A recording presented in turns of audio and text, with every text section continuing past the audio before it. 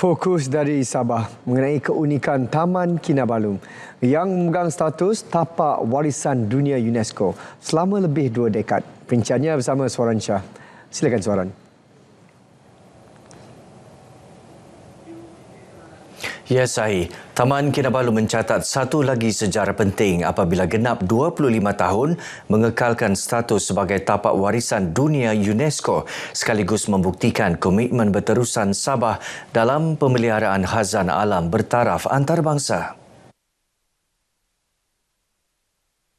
Menteri Pelancongan, Kebudayaan dan Alam Sekitar, Datuk Jafri Arifin berkata, pencapaian itu merupakan kejayaan luar biasa dalam aspek restorasi, pemeliharaan serta memberi impak besar kepada sektor pelancongan dan kesejahteraan masyarakat setempat. Ianya soal restoration, pemeliharaan dan hubungan dan impak dalam sektor pelancongan yang telah diiktiraf oleh dunia dan juga kehidupan masyarakat setempat di dalam menetap di kawasan taman ini. Inilah yang seharusnya kita wariskan, kita jaga dan kita wariskan kepada generasi masa depan. So this is satu pencapaian yang perlu dibanggakan oleh negeri Sabah dan juga negara kita.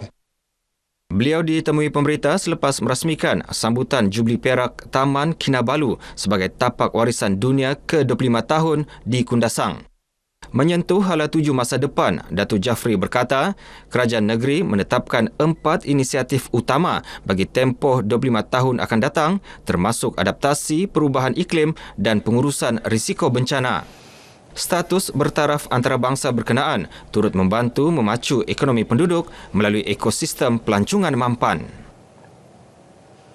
Berbaki 6 hari pilihan raya kecil PRK Parlimen Kinabatangan dan Dun Lamak, calon Barisan Nasional BN bagi kerusi Dun Lamak Muhammad Ismail Ayub tampil dengan manifesto Lamak Wajah Baharu menekankan 6 teras utama pembangunan serta 2 inisiatif khas untuk rakyat di kawasan berkenaan.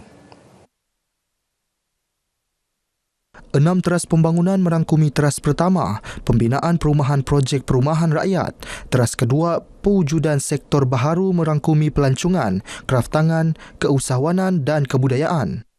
Teras ketiga, penubuhan institusi kemahiran diikuti usaha meningkatkan prasarana sukan sebagai teras keempat. Manakala teras kelima dan keenam menaik taraf infrastruktur asas dan menjadikan pembangunan bandar baharu Seri Milian sebagai pemangkin pertumbuhan ekonomi setempat. 2 inisiatif khas pula bantuan RM1,000 kepada warga Lamak melanjutkan pelajaran ke peringkat pengajian tinggi dan inisiatif RM1,000 bagi pasangan baru mendirikan rumah tangga.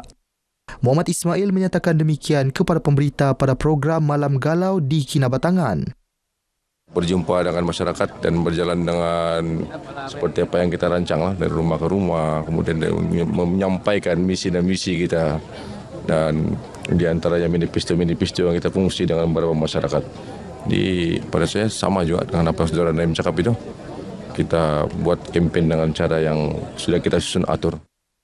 Kempen turut diadakan secara santai bagi menarik minat pelbagai lapisan masyarakat. Pada masa sama, mesej sampai dan mudah diterima oleh semua peringkat umur.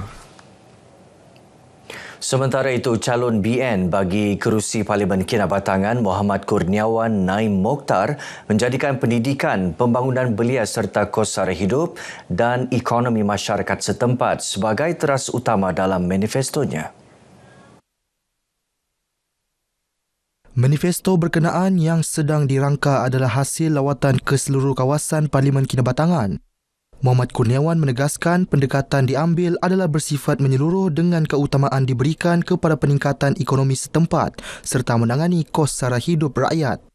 Antara isu utama dikenal infrastruktur jalan raya, akses kepada perkhidmatan kesihatan. Dari segi pendidikan, penekanan khusus kepada akses pembelajaran termasuk usaha memperkasa pendidikan berasaskan komuniti. Selain memperbanyak pusat belia bagi menyediakan ruang aktiviti lebih sihat dan membina.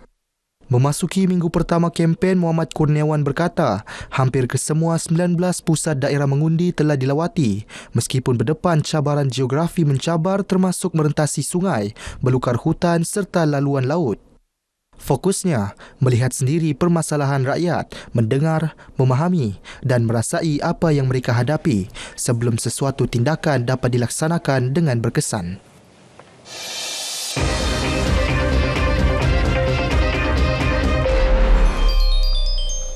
Di sebalik bunyi gunting dan sikat terselit satu usaha kecil yang membawa makna besar kepada golongan memerlukan. Di Kinabatangan, pengusaha gunting rambut tidak ketinggalan menjayakan program gunting rambut percuma kepada anak-anak sempena sesi persekolahan tahun ini. Salih Jikri ada perkongsiannya.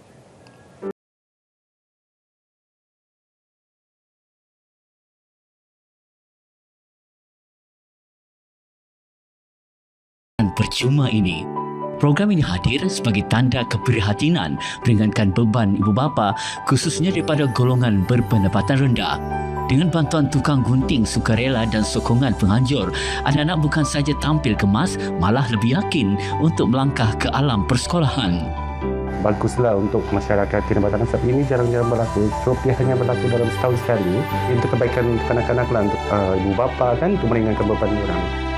Bagi ibu bapa, inisiatif sebegini bukan sekadar soal penampilan tetapi simbol sokongan dan keprihatinan komuniti terhadap pendidikan anak-anak.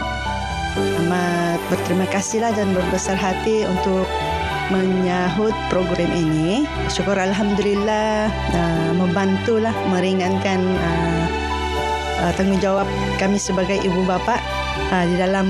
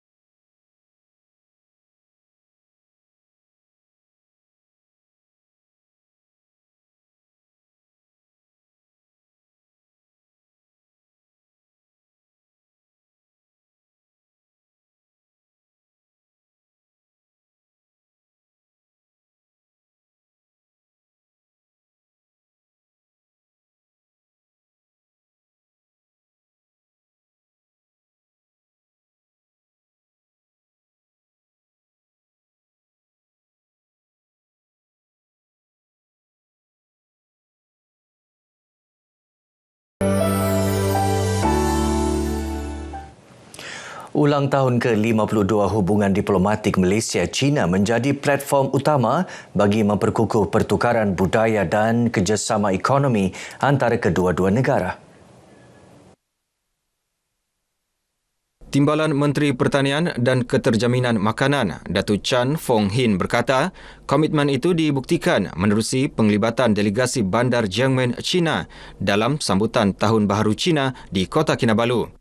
Tambahnya, China kekal sebagai rakan dagang terbesar Malaysia selama 15 tahun berturut-turut termasuk melibatkan kerjasama strategik dalam sektor pertanian. We have a lot of trading items which have a long time collaboration, including the agricultural products which are under my purview. So for instance, the durian, planted in Malaysia, always a hot selling item at China, and the bird nest. Selain persembahan kebudayaan dan seni bela diri, lawatan julung kali ini diharapkan menjadi sebahagian daripada pengisian berterusan sempena Tahun Melawat Malaysia 2026. Program Anjuran Persatuan Persahabatan Malaysia-China Cawangan Sabah turut dihadiri Timbalan Konsul Jeneral China Su Xiaoning serta masyarakat berbilang kaum. Golongan bujang di pedalaman Suk menyambut baik pelaksanaan bantuan sumbangan asas rahmah SARA sebagai inisiatif meringankan beban kos sara hidup. Bantuan itu memberi kelegaan terutama untuk menampung keperluan asas harian. Terima kasih kerana kerajaan telah memberi bantuan SARA dan mau juga meminta kepada kerajaan untuk menambah sedikit diperlukan sebab kami sebagai golongan remaja juga memerlukan kawangan yang untuk membeli keperluan. Kalau boleh, masa akan datang, tambah lagi bantuan untuk bujang sebab bujang pun dia banyak keperluan yang dia perlu untuk yang boleh digunakan dari bantuan ini. Ia dapat meningkatkan ekonomi kepada golongan bujang seperti kami, memenangkan kos sara hidup yang sekarang ini semakin meningkat dan diharapkan kerajaan meningkatkan lagi bantuan-bantuan ini. Diteruskanlah untuk golongan-golongan bujang kerana ia membantu sedikit sebanyaklah golongan bujang yang mungkin yang belum bekerja, mungkin bantu mereka dari segi pendapatan lah. Seramai 3.1 juta individu bujang berusia antara 21 hingga 59 tahun layak menerima STR kategori bujang sehingga RM100 sebulan di bawah program SARA yang disalurkan menerusi MyCard. Baik saudara, sekian perkongsian dari Sabah untuk petang ini. Untuk lebih banyak perkembangan semasa, teruskan bersama Sahi. Salam Malaysia Madani. Sahi, silakan. Terima kasih Suaran.